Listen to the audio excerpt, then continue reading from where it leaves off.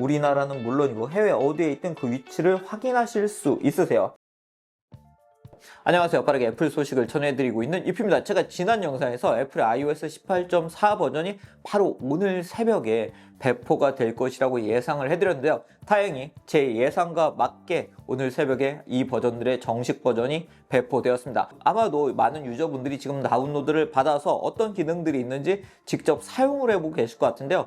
해당 영상 같은 경우는 아무래도 iOS 18.4 버전이 가지고 있는 모든 기능들을 소개를 해드리다 보니 나의 찾기 기능에 대해서, 그리고 나의 찾기 기능 같은 경우는 저도 이번에 처음 제대로 사용하는 기능이기 때문에 일부 이야기해드리지 못했던 것들이 있습니다. 그래서 제가 이번 영상에서는 애플의 나의 찾기 기능을 제대로 활용할 수 있는 팁들을 여러분들께 소개해 드리려고 합니다. 이런 팁들을 잘 알아두시면 애플의 디바이스를 좀 더 유용하게 사용할 수 있기 때문에 오늘 영상에도 많은 분들이 관심을 가져보시면 좋을 것 같습니다. 그럼 지금부터 일단 나의 찾기를 소개해 드리고요. 그리고 메시지에서 이런 위치 정보를 활용할 수 있는 팁들을 여러분들께 이야기해 드리도록 하겠습니다.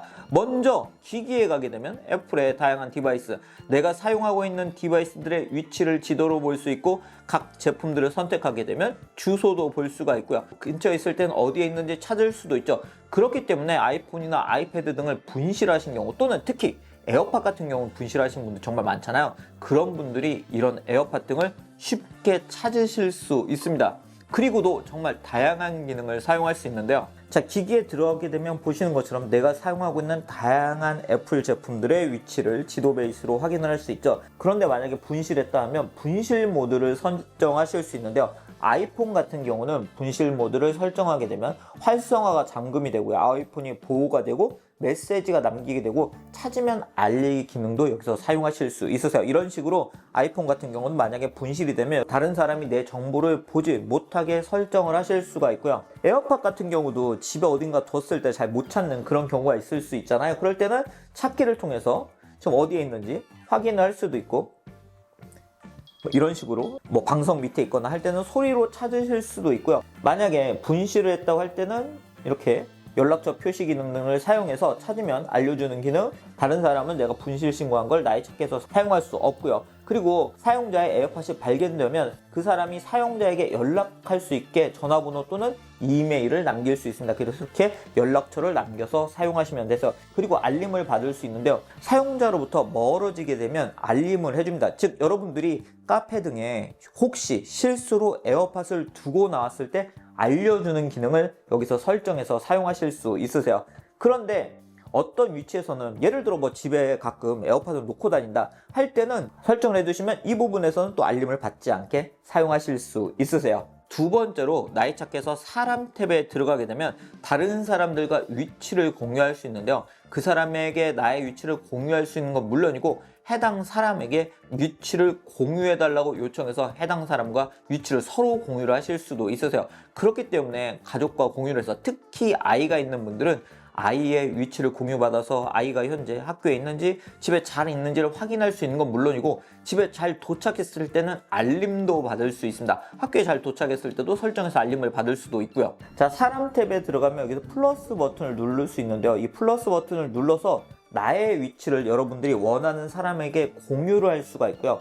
그리고 공유를 할 때는 하루 동안 공유를 할 건지, 아니면 계속 공유를 할 건지, 아니면 1시간만 공유를 할 건지 선택할 수 있습니다. 자, 이제 공유를 시작을 했죠. 그러면 자, 이 사람이 확인이 되면 위치를 볼 수가 있는데 공유 중단도 선택을 하실 수가 있고, 만약에 상대방의 위치도 나도 보고 싶다 하면 팔로워 요청을 하시면 상대방이 수락을 하게 되면 상대방의 위치도 볼 수 있습니다. 이런 식으로 여러분들이 선택을 하시면 사람들이 모두 다 이제 iOS 18.4 버전으로 업데이트를 해서 위치 팔로우를 수락하게 되면 우리나라는 물론이고 해외 어디에 있든 그 위치를 확인하실 수 있으세요. 그리고 알림을 설정할 수 있는데요. 사람을 누르고 나서 여기서 알림 추가를 누르게 되면 김성민 님이 어디에 도착했을 때, 떠날 때, 또는 다음 장소에 없을 때 등의 알림을 받을 수 있습니다. 그 위치도 이렇게 추가를 하실 수 있으세요. 그래서 새로운 위치로 해서 여러분들이 만약에 잠실 야구장에 이 사람이 이제 도착을 했을 때 알림을 받을 수도 있고요. 이 사람이 잠실 야구장에서 떠날 때 알림을 받을 수도 있으세요. 이걸 한 번만 받을지 매번 받을지도 선택을 해서 이런 알림을 바로바로 받을 수도 있습니다. 그리고 저처럼 에어태그를 사용하시는 분들은 에어태그를 가방이나 수화물이나 아니면 골프백 등에 넣어서 그 위치를 정확하게 확인할 수 있는 건 물론이고, 항공사와도 22개 항공사와 애플이 지금 제휴가 되어 있기 때문에 내 수화물을 분실했을 때 그 위치도 찾을 수 있습니다. 어떻게 사용할 수 있는지 또 이 부분도 지금부터 보여드리도록 하겠습니다. 저 같은 경우는 해외 여행 등을 갈 때 에어태그를 배낭과 수화물에 넣어놓고 아주 잘 사용하고 있었는데, 이제는 우리나라에서도 제대로 사용할 수 있기 때문에 각 에어태그를 선택을 하게 되면 자, 이렇게 위치를 근처에서 찾을 수도 있고요.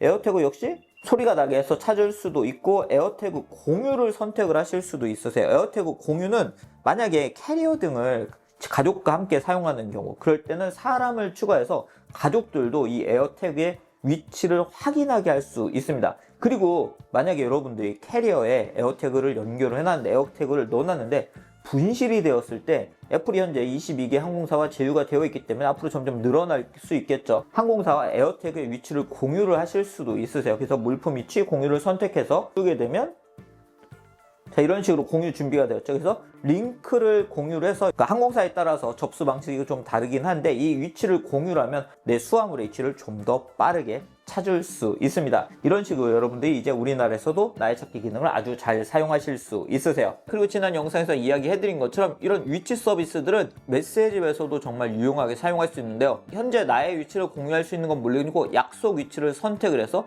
친구와 위치를 공유를 할 수도 있고요. 그리고 내가 집이나 직장 등에 잘 도착했을 때, 만약에 연인이라고 하면 서로 헤어져서 내가 집에 잘 도착했을 때 자동으로 알림이 가게 할 수도 있습니다. 지금부터 이 부분도 자세히 보여드리도록 하겠습니다.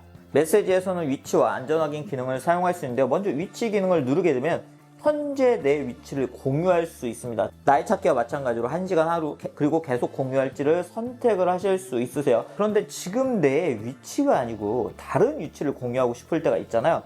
그럴 때는 자, 여기 이 표시를 누르게 되면 여러분들이 핀을 변경하실 수 있습니다. 이런 식으로 선택을 해서 그럼 이렇게 지정된 핀이 공유가 된 걸 볼 수 있죠. 이런 식으로 상대방에게 위치를 공유해서 약속 장소를 공유하는 것도 가능합니다.